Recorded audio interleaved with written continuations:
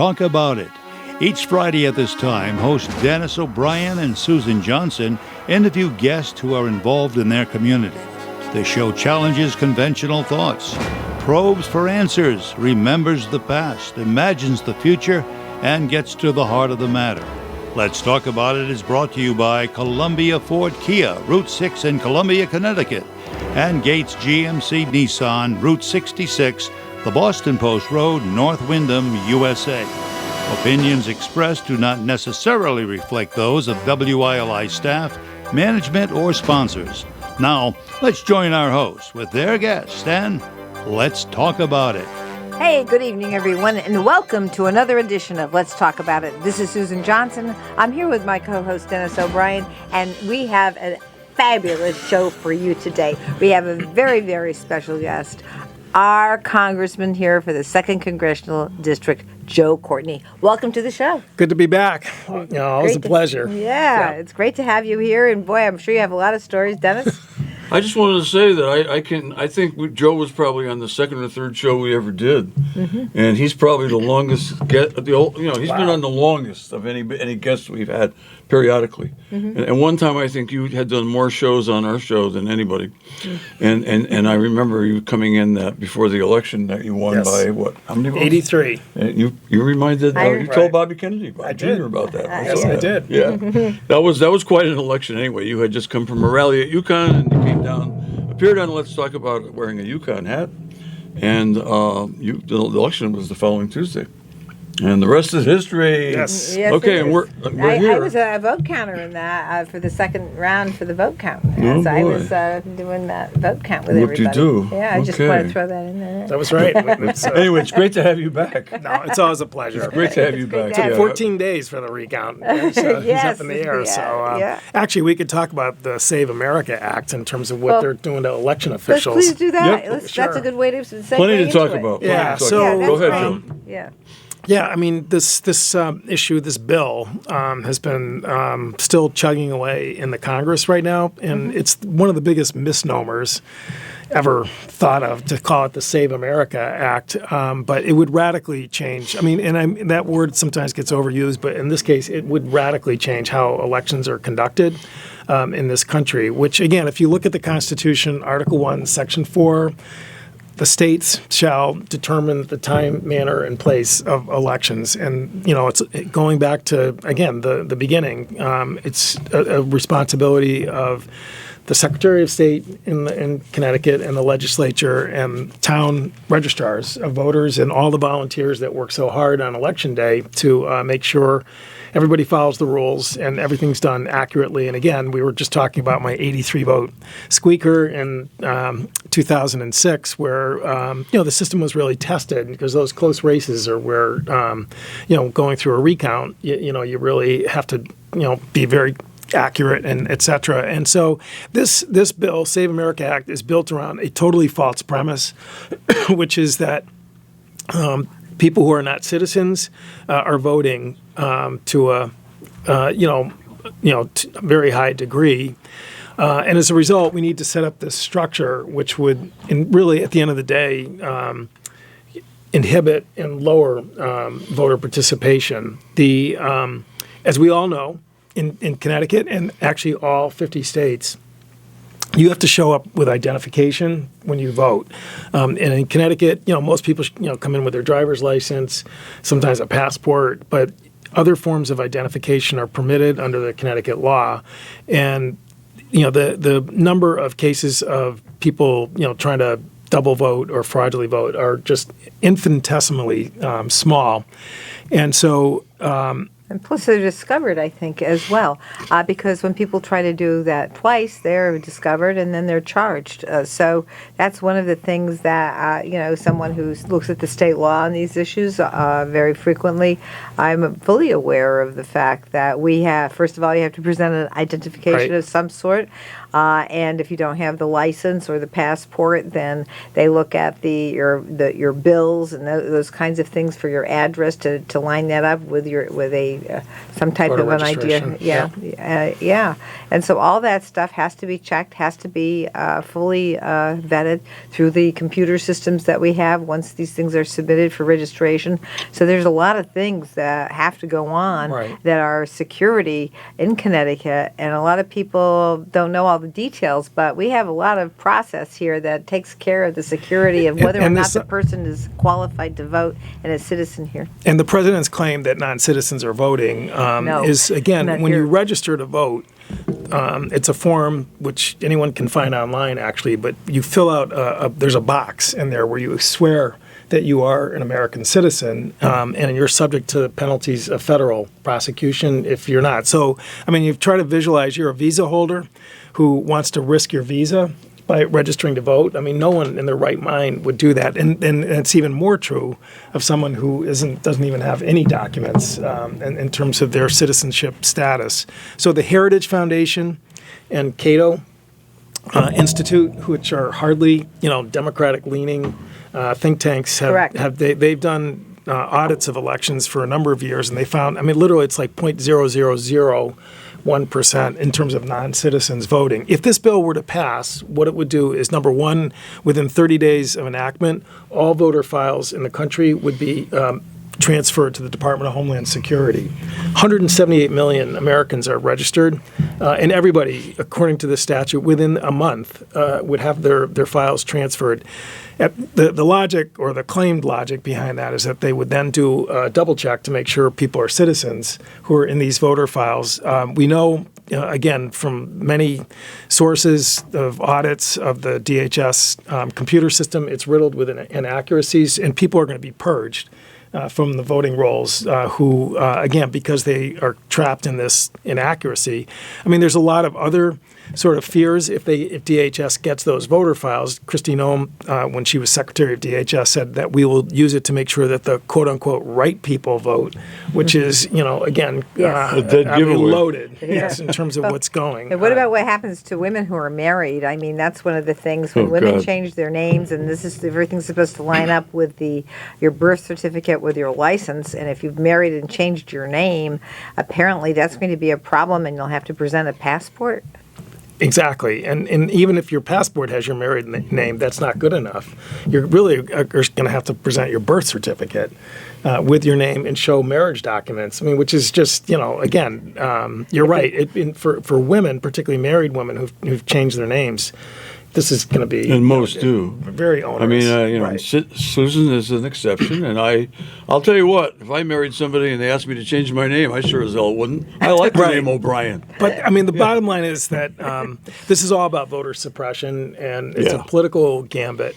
It passed the House, believe it or not, in that form. And when you think about Republicans voting for a bill that federalizes the election process by sending everybody's voter files to Washington, to DHS, it's again another just total hypocrisy. It's a sad commentary on the congressional Republicans. Well, it's also a flip around, isn't it? Because weren't they all about the states' rights back in the day? I mean, it was all states' rights, and now all of a sudden they're going to give everything to the federal government. So it's in government? the Senate, and Thune is pushing it. Trump is really pushing it. Of course. And so if you watch the State of the Union address, which I was in the room, it's a pretty rough night, but that was the loudest applause line for his supporters in the room was when he started talking about the Save America Act, because they clearly see it as a political lifeline in terms of doing it. I think that's exactly what it could be. But the one last point is it would create a whole new set of federal criminal statutes and civil statutes that would be aimed at local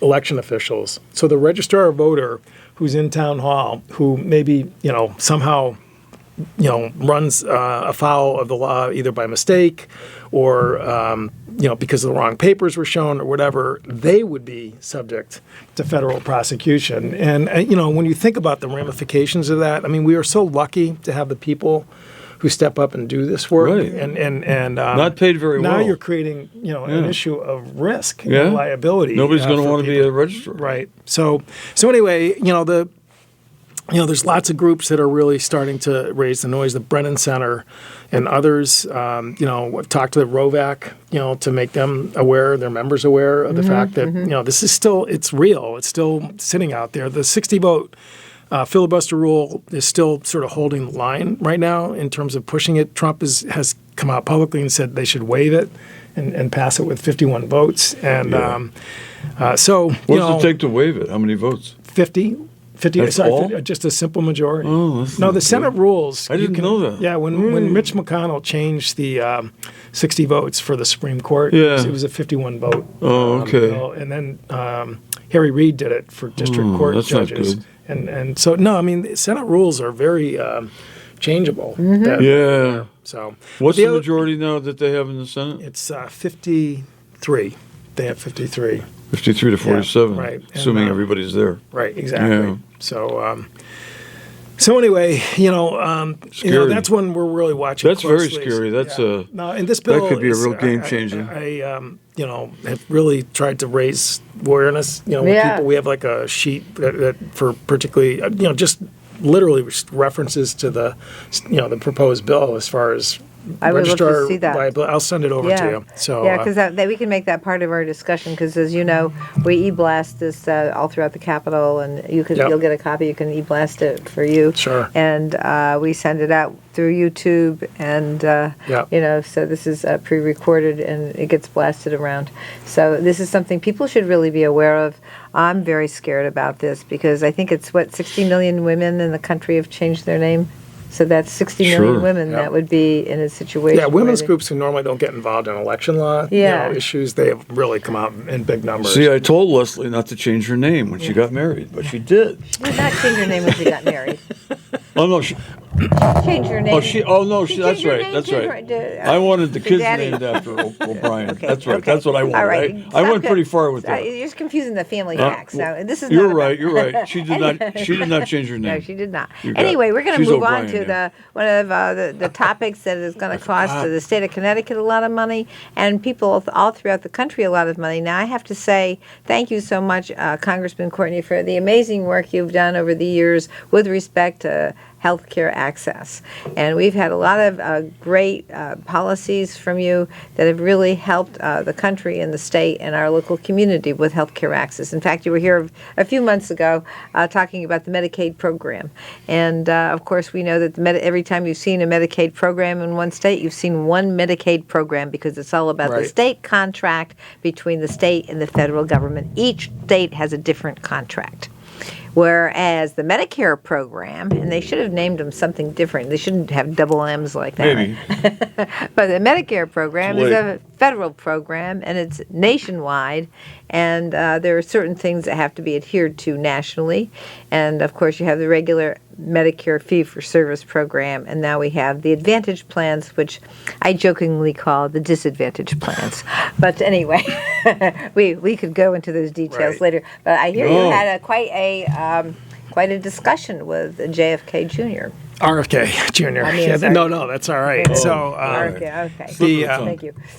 so actually, this year, 2026 will be the 60th anniversary of the passage of Medicare under Yeah. Lyndon Johnson, and at the hearing that we had at the Education and Workforce Committee with RFK Jr., because we have jurisdiction over ERISA, which is the healthcare law for about 180 million Americans on employer-based plans. Yeah, exactly. And let me just say, sometimes we refer to them as self-insurance plans. Right. So anyway, Kennedy came over. He's been Secretary of HHS for 14 months as of now. Normally, this is a regular recurring stop for the Secretary, and this has been true under Republican and Democratic administrations. It was his first time coming to our committee, and if you were watching maybe the news, he actually made sort of a roadshow in terms of going to the Appropriations Committees, the Ways and Means Committee, the Senate Finance Committee. I mean, it was his sort of first go around, and when I had my 5 minutes with him. I began by reminding him that, number one, John F. Kennedy sat on that committee, the Education and Labor Committee, when he represented the Massachusetts 11th District, Cambridge, Massachusetts, and was a strong proponent for healthcare coverage expansion. When he was president, he introduced the Medicare law, which he didn't live to see pass, but it did get enacted under Lyndon Johnson.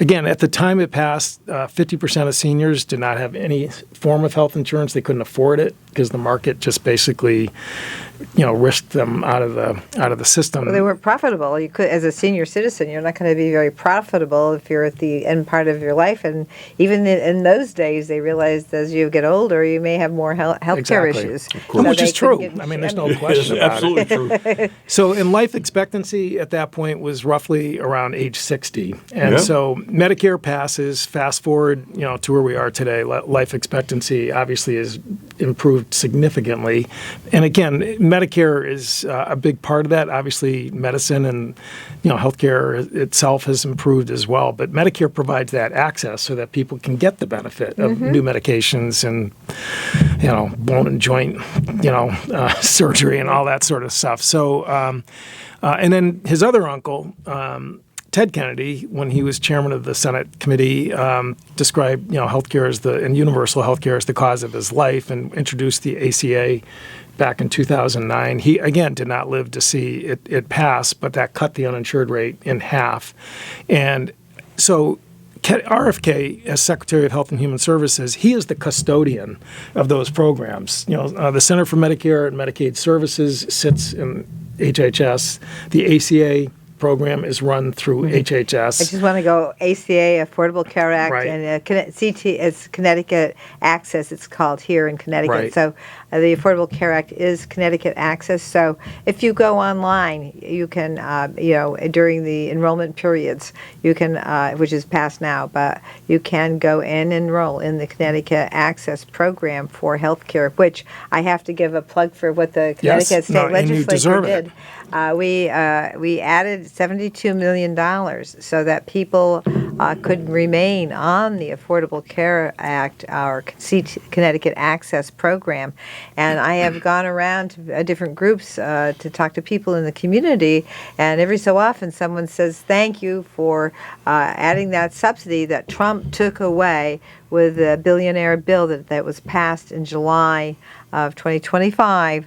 That's when they took the money away from the Affordable Care Act that they've been trying to do the whole 4 years before when he was the president. And so they finally got money out of the Affordable Care Act, but Connecticut came and stepped up. And we just had Governor Lamont here on the show, and we're talking about how Connecticut actually had increased enrollment under the Affordable Care Act, our Connecticut Access program, which provides health care, and we provide the subsidies up to 400% of poverty. So that's one of the things that I'm very proud that we did during special session. It's one of the things that we're going to continue to look at in terms of how we take care of people, and we're looking at some discussion, and two bills have been passed through the Human Services Committee to actually see if we could not create a Connecticut option to continue the subsidy, but also keep the providers so that they have money coming in. Because if we still have to understand, it's not so much about people who don't have the money to pay for this. It's also about, hey, are you going to have a provider to go to even if you have the insurance? Because if the providers are not able to get paid for the work that they do, then eventually we will lose more and more providers. And we're still in a kind of a spot right now trying to make sure we have enough doctors and nurses. And, again, kudos to the General Assembly and Governor Lamont for that initiative. Unfortunately, not every state was like Connecticut. No. And as I pointed out to RFK, since he's on his watch, since he took over as secretary, 1.2 million people have lost their health insurance. And Wall Street Journal reported last week that for people who did sign up, hoping that they were going to get help like they got in Connecticut, 14% of enrollees have missed their first payment. So it's just a question of time before they fall off the rolls, which would add millions more. Very sad. It is very sad. And again, on his watch. But the other sort of event that occurred is that President Trump was at an Easter luncheon, of all places, and was talking about the fact that because of the cost of the war, that it will be impossible to pay for Medicare, Medicaid, and child care, and that it's really going to be up to the states to sort of have to fill that that breach, which in other words, the entire responsibility for those programs would get shifted to the state, which, as I pointed out to him, would destroy Medicare completely. There's just no way. What about the trust fund that we put our money into for the Medicare the 3% program? payroll. Yeah. So we have a trust fund that's there for the Medicare program, also the trust fund for Social Security. Those things are separate. They're not part of the budget. They're separate, although it's my understanding that Congress from time to time does borrow from the trust fund. Is that what they're talking about? Not the Medicare trust fund. The Social Security, again, there's bonds that Social Security takes from the federal government, and those bonds actually are paid. So it's good. But the question I posed to RFK was a pretty simple one. Do you support having Medicare divested to the states? Yes or no? And again, the design of Medicare was created while his uncle was president of the United States. His father, RFK, was a senator from the state of New York when the vote was taken in the Senate to pass Medicare. And you would have thought that it would have been a pretty simple answer to just simply say, of course, we don't want to have Medicare, offloaded from the federal government to the states. And instead, he just got into this very whiny kind of argumentative response about I'm not giving him a chance to answer the question, which is really one word. He also disputed that Trump ever said that. Right. And we know he did. He did. And it's but when you think that that is such a critical department for really everybody who lives in the country, because right. I'm not even getting into his role at CDC, vaccine management, for the country. We have the biggest outbreak of measles really since measles was eradicated, back in the 1980s. That's there. Again, all this misinformation that's still swirling around out there about whether or not people should use vaccines. And, that's what, again, there was a lot of the back and forth at other committees about. But this guy is not qualified to be in that position. And frankly, his ideas of, what is the mission of the agency that really is the protector of our health is really dangerous. Yes, and I want to just intervene on that aspect as well, because we just, in the last day or so at the Capitol, spent a whole day arguing about vaccinations. Now, all we did in our legislation for vaccinations, which I actually spoke on the floor about, but all we did is just, instead of aligning everything with the federal government, since the federal government took away the idea that these basic vaccinations for diphtheria, tetanus, and pertussin, whooping cough, they are the basic things. All these things I went into discussion about all the way through all the different types of vaccinations, and you did. I did. and you talked about the human genome too. Yeah, okay. I caught part of it. I saw part talked of about it. the human genome, but I want to do that. I want Congress. You were very animated. But I wanted to make sure people understood that all we were doing in Connecticut was just reinstituting the basics of what vaccination policy should be, which we had aligned ourselves with the federal government for decades. And then we had to say, hey, we're going to do just what we've always done. And we had, some other things with religious exemption changes that were in the court system, but we won't go into that either, because now that those things have been addressed, and we don't have the court case anymore either. So, but anyway, just for simplicity purposes, the law that we passed through the General Assembly, through the House and the Senate, actually just affirmed what we've always been doing. So it's not a big change. I mean, what's really quite striking is that the medical community is saying that actually most physicians don't really even know how to treat measles because it just had been such a non-entity that that the medical school curriculum really had sort of shifted to other emerging medical threats, and so he really is taking the country backwards. Yes. And it's just Yes. so. In any case. 60th anniversary of Medicare, and I mean, most people count the days until they can enroll in Medicare when they do. When you're in your 60s. People take it for granted, and really, should. it's a solemn obligation for Yeah. us to protect it and make sure it's there for people who've paid in their whole working lives Yep. and also for their children and grandchildren. Right. It's clearly an entitlement in the truest sense of the word. Well, And it's an an earned insurance. and an earned benefit. An earned benefit. It's an You're insurance. entitled to. It's a public insurance, and it's one of the things that, in terms of entitlement, that I would say it's something we've paid into, and it's something that is, it's You own it. It's Yeah. an insurance Yeah. policy that we paid into back in the day, and we paid into it. Why? Because there's no way you're going to get coverage for senior citizens Right. unless we you know have, that. and people with disabilities. That's now. why the law was passed. Yeah, That's right. And then Like we John F. added- Kennedy and R. F. Kennedy. And then Well, the you sec- said that yeah, yeah. life expectancy was 60 years old at the Right, time. Yeah. And it's, Yeah. it's a lot higher than that now Well, it is. I mean, it for, is. for most people, but a lot of people, some Well, people don't make it. Plus the cost Yeah. of the health care. Having this, when you take a look at how the structure of the financing of Medicare goes in terms of the cost administration, you have a cost of about 5% for the Medicare program, and then you go into the private insurance groups, and they are allowed to have between up to 20% for their costs for administration. So then people wonder why it costs so much to have health care and have your insurance company administer this as a pass-through, basically, Yeah. and maybe even delay, and then have to appeal, which I did for 20 years. But, that is something that it is costing more money than is necessary. Sure. But that's why the private sector is difficult. That's why Medicare actually works better in many, many ways. That's why Bernie Sanders says Medicare for all. But I think that we can do other things. We don't have to do Medicare for all. We can do other things to subsidize the system. But people really have to keep it clear that this is about making sure our providers are paid so they can stay in business and they can provide the services that they were trained to provide.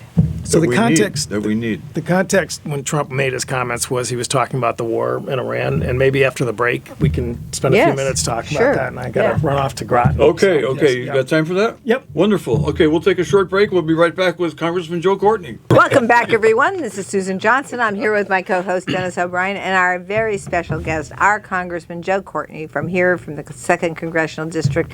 And I'm so pleased to have you here to talk about some of the issues. You hear a lot about some of the superficial things, but we don't get into the details like you're getting into about what's going on in Congress, how it's impacting the public here in Connecticut, and all the great work that you're doing to make sure that we have things operating here in Connecticut. And I did want to just touch base on Electric Boat and talk a little bit about the fact that Electric Boat is a great economic engine for Eastern Connecticut, for the state of Connecticut. And when you talk about the submarines, they are defending the country from attacks.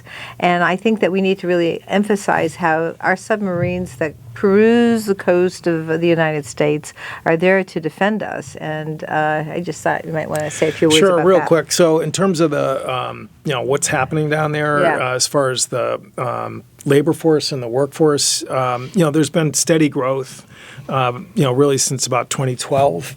And when I first got elected, and when we did that election eve show, they were down about 7,000. Yeah. So right now the workforce is 26,000. Wow.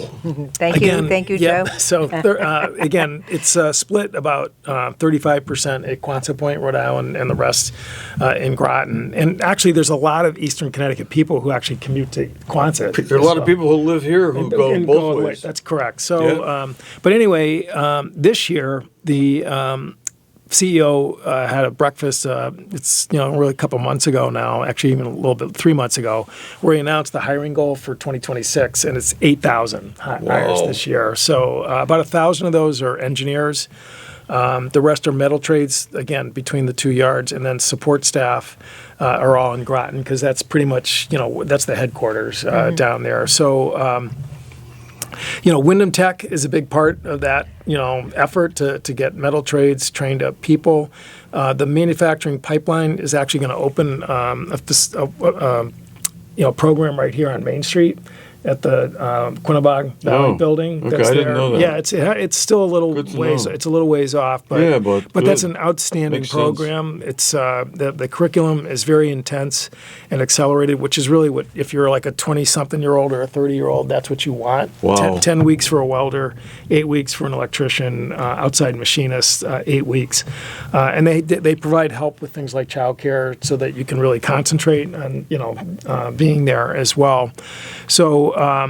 Yeah, and so this 8,000 number is really, it's probably going to take the workforce above 30,000, certainly by the start of next year. But they got to keep going higher. So that, and as Mark Rea made clear, this is not a blip in terms of what they're doing right now is recapitalizing the old fleet that's coming offline, the Los Angeles class. So really, the top line of the fleet is really staying pretty much about steady. It's not like we're going crazy, buying millions of new submarines. But it's really just making sure, to your point, that we still have a fleet that's out there. I mean, over time, the goal is to go higher, but it's still those are expensive platforms, and that everyone understands that.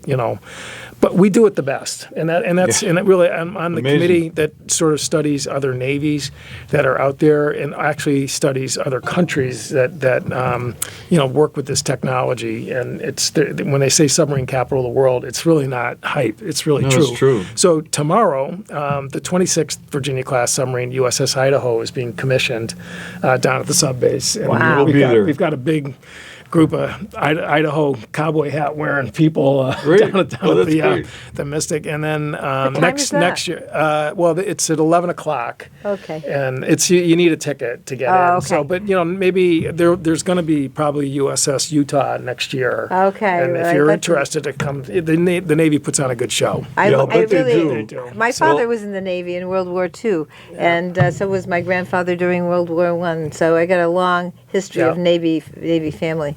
But yes, no, I would be interested in that very much. So that is a smart investment, I think, for our country. But the real issue, obviously, that's uppermost in people's minds right now is the war that Trump started on February 28th when he started the strikes in Iran. We're now sort of in week 8. If you go back and listen to all the press conferences that Hegseth and himself and others, this is going to be a quick operation, in and out, and Sure. honestly, it's still festering. Yeah. And what's happened to the Strait of Hormuz, which you have to remember that was open before the war started. Yes. And today it's not. Okay. And there's competing blockades. They're blockading the blockader. And but the bottom line is that stuff is not moving through there.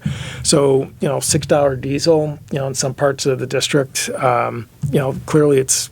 I think the average price in Connecticut is $4.09, and there's places where a little higher, a little lower. Right. That's there. But fertilizer has gone through the roof, and this is planting season. Yes, it is. And I I was know. with a farm in district that plants corn to That's feed right, their that's cows. right. And this is a complete rabbit punch.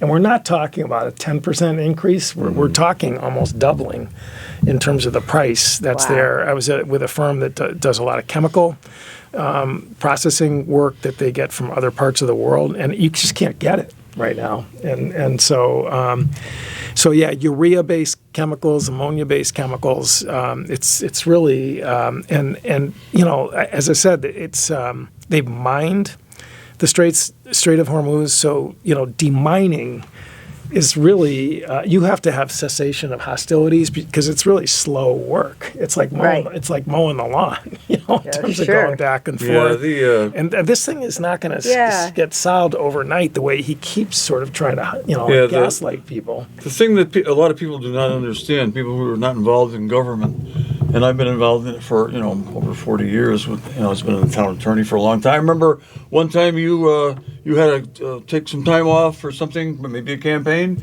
and you got me replacing you in Vernon as the town attorney. That's for right. a relatively short time, but it was really interesting, and I'm still doing town attorney work for 3 towns out here: Andover, Chaplin, and awesome. Eastford. Yep. And I love it. I love the work, and I was really excited to get a chance to work with Vernon. And anyway, the work of government is not easy. It's not easy on the local level, the state level, and the higher up you go, it gets more and more difficult. It just shows you what happens when you have somebody in a particular office in the government and doesn't know what they're doing. because there were a lot of factors that he just didn't take into account before he went into this thing, like about the Strait of Hormuz, and this is just it's sad because so many people are suffering, Americans, Iranians, people in the Middle East. It's just terrible because of somebody's incompetence at the highest level of government. So, War Powers Act is the one sort of policy tool that Congress has that basically was passed after Vietnam that really is, states that a president has to cease operations unless he comes to Congress to either get a declaration of war or authorization of use of force. We have had 2 votes now in the House to force that issue. The first one failed by 4 votes in the House.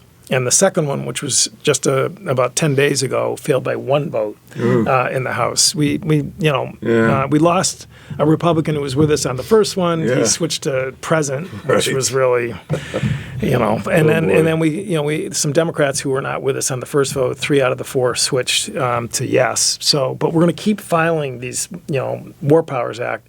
The other, lever that I think we have is that, and people probably have seen this in the press, but he's going to come to Congress looking for money. Yeah. And it's not going to be a small amount. It's anywhere from 90 to 200 billion that these can be coming to. I mean, they have burned through a lot. Yeah, they must. And they have 3 carriers now in the Middle East, which means there's no carriers in the Indo-Pacific, or there's maybe one that's there, which is about 5 times the size of the ocean there. And the same cost a lot. And I'm telling you, there is no appetite for just rubber stamping that, and a lot of Republicans are saying the same thing. So I will keep you guys posted. Thank you. I just have a quick question about this, and that is the increase in the cost because of the Strait of Hormuz, and the fact that maybe people are looking at energy alternatives to fossil fuels. One of the things I've been very focused on is the geothermal and fuel cells, hydrogen fuel cells, hydrogen-operated fuel cells, and having those combinations working together. And I was pleased to see that under the billionaire bill in July 2025, passed by the Republicans, that they did not get rid of the tax credit for geothermal. So I was very pleased about that. And I do hope that we can expand more competitive energy opportunities for people throughout the country. It's so ironic that the offshore wind project that Trump tried twice to shut down, now they've turned on the blades there, and it's providing about 700 megawatts of power, which we don't have to worry about the Middle East in terms of getting that. The price per kilowatt that was negotiated at the time Revolution Wind, which is the name of the project, was negotiated, is about a third of the market price in general that's there. I mean, these are the kind of projects that kind of sort of unhooks us from the mess that's there. I was just showing Dennis, there's a Brown University has put together this Iran war energy cost tracker, which shows, I mean, this is in real time while you and I are standing there. So right now, in terms of, it shows how much consumers are paying because of the increase in gasoline costs and diesel costs, just those 2 items.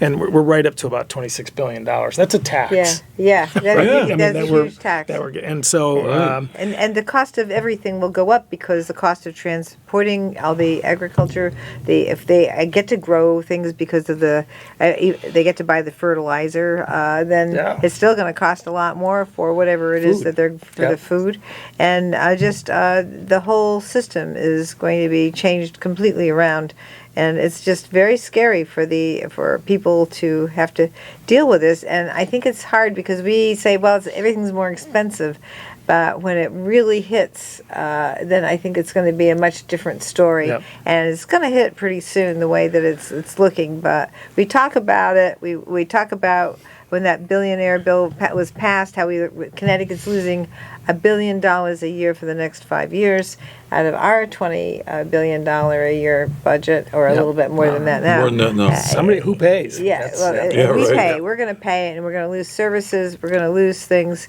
and it's going to have a huge impact. So. So this is the Yeah. Iran War Energy Cost Tracker from Brown University. All right. You can just Everybody- Google Iran We'll War check it out. Energy We'll Cost put it on Tracker. there. I mean, Yeah. it's you know, Yeah. it's a good visual. Turn our listeners onto that, Yes, the Brown yes. University Tracker of the Yes, war yes, costs. yes, Check it yes. out on your phone, Yeah. your PC, Yeah. God. whatever. All right, well, It's, I got to it's go constantly see growing. All right. Great to Okay. have you People here. from Thank you Idaho. so much. Yes.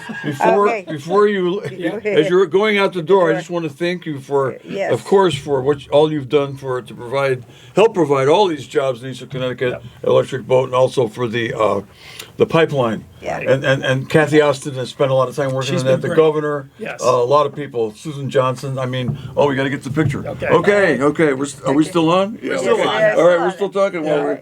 All right. Nice. Thank you, Congressman Thank you. Courtney, Thank for you, joining us. Congressman. Appreciate Take care. it very Great much. to see you, man. See you, Dennis. Okay. Yeah. All right. Okay. Very good. We're going to Yeah, remind take care. people to watch that Yes, yes. that show you put on at the Congress with RFK Jr. Yeah, That was mentioned. You went through his whole family Nice to meet tree. you. Yep. I loved it. Great to meet you. Yep. We are really, really pleased. We had our Congressman Joe Courtney on here today talking about what's going on the federal level, and we can also talk about why some of the bills you've heard us talk about on the state level, why we've been doing that, and it's all because of some of the things that we're trying to mitigate the impact of some of the difficult things that have occurred on the federal level. So we're really, really pleased to have a really in-depth discussion about that, right, Dennis? Yeah, I absolutely. That was a great discussion. We've been having some. We had Governor Lamont last week. We got Joe Courtney this week. We've had Susan Bisowitz recently. We're and of course we have you, Susan Johnson, and well, you can fill us in on what's going on at the Capitol, and you do a great job. And I just want to remind everybody that you really ought to go on your PCs or your computer or your laptop and check out just Google Congressman Joe Courtney with RFK Jr. And there's a 5-minute interaction between Joe and RFK Jr. with Joe doing most of the talking, and it's amazing. It's amazing what a great job Joe did of pointing out to RFK Jr. about all that his two uncles did for this country in terms of healthcare, of bringing healthcare into the modern world. His uncle, President Kennedy, who tragically died in Dallas on November 22nd, 1963, when I was 20 years old, and his other uncle, Ted Kennedy. And of course, his father was assassinated, RFK Sr., a man we all loved, and a great man. Anyway, check it out. It's on Facebook. It's on the internet, and it's worth taking a look at. Only takes 5 minutes. Anyway, Susan, I just wanted to point out to everybody that tomorrow is a big day for me and for you, because you'll be there at the opening of the Little League. Little League has its opening day tomorrow. It's a little early this year, the 25th of April. Usually when I was involved for about 3 decades, it was usually like a week later maybe. But they're opening early this year, and hey, there's nothing I can say about against playing a lot of ball, starting early and go on for a long time. It's a great season. The Little League does a wonderful job for our kids in Wyndham Willimantic, and playing teams from all over the region, getting to know kids from outside of it's a socializing thing, it's an educational thing, and of course it's an athletic thing. We have programs for kids from 4 to 16 years old.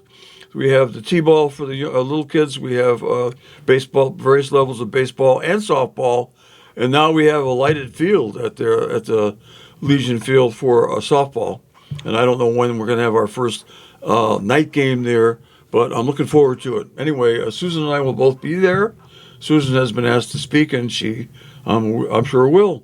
They don't ask me, though. Because, they do too. I mean, you certainly can speak. And I just want to say also our friend Senator Flexer will be there, a big supporter of our Little League, and she will be there. And we are going to be celebrating the 75th anniversary of the Willimantic Little League. Yeah. Isn't that a great legacy to have 75 years of families and kids getting together and teaching the kids about baseball, softball, all the things, and team sports, that sense of community. All those things are really, really great, and it's a great thing to have here in Willimantic. So proud of the years I spent in that program. also teaching sportsmanship and all kinds of things. And I still run into kids that I coached on the street and all over the place. And it's very, very rewarding. And I wish I could name all the great men and women who have coached in that program and helped kids, but I can't.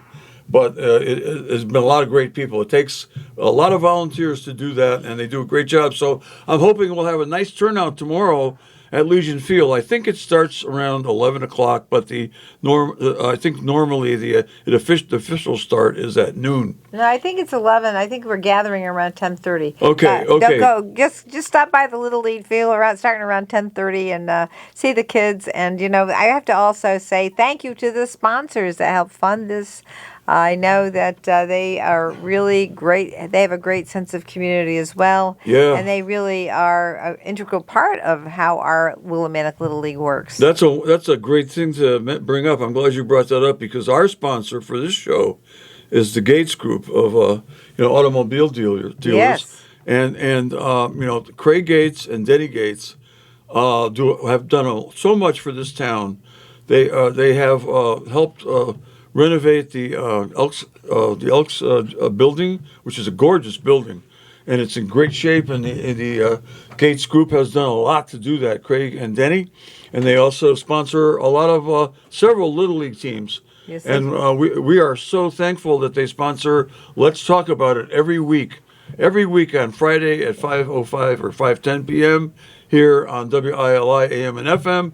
Thank you, Craig and Denny Gates. Absolutely. I want to double thank you and also remind people that to listen to us next week because Denny Gates has put together something for Mother's Day, and we'll be having a Denny Gates concept about how he's going to have a wonderful opportunity for little ones to go and pick flowers for moms for Mother's Day, and we're going to talk about how great the Gates family has been for Wyndham, for Northeast Connecticut, with all the things that they do for everybody here. Thank you so much, Susan. That's absolutely right. And I'm looking forward to seeing Denny again next Friday. Sometimes I think he can talk more than I can. Well, I think Denny or someone from his staff, I think we're going to have somebody from the staff who's going to represent the concept of Mother's Day. Okay, that's wonderful. And Matt Rupar will be with us, and we'll be back again next week at the same time on WILI AM and FM for another great Let's Talk About It show. Thank you so much for listening. Have a great week.